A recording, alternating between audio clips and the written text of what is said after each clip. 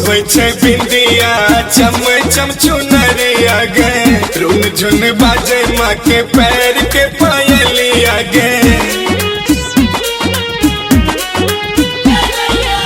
शोभे छे बिंदिया चम चम चुनरिया गे, रुन झुन बाजे माँ के पैर के पायलिया। सब झूमू नाचो गाबू आ मैया के सजाबू, बड़ नीक लागे छथिन दुर्गा मैया गे। खन खन खन के माई के हाथ में कंगनवा, नजर न लगाबी है डनिया गे।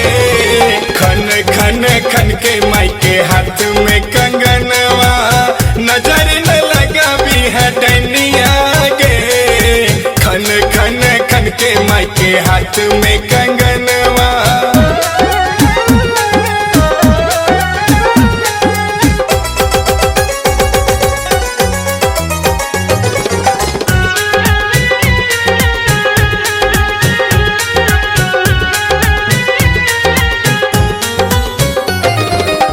पटवा दुकान से चुनरी मंगा के, सोनरा दुकान से गहना।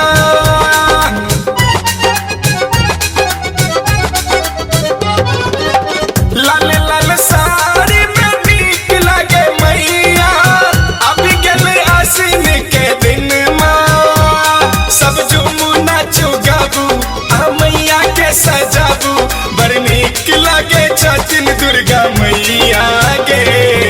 लाल लाल मेहंदी हाथ में शोभे, रूप लगे छे मोहनिया गे।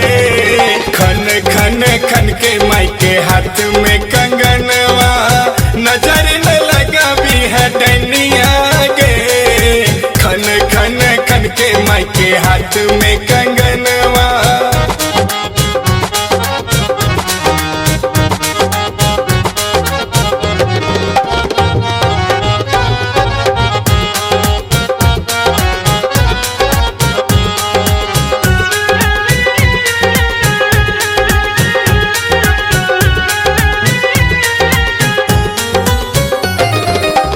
हर जग सो सुंदर हमर अम्बे रानी, मनमोहक छनि मुखरा।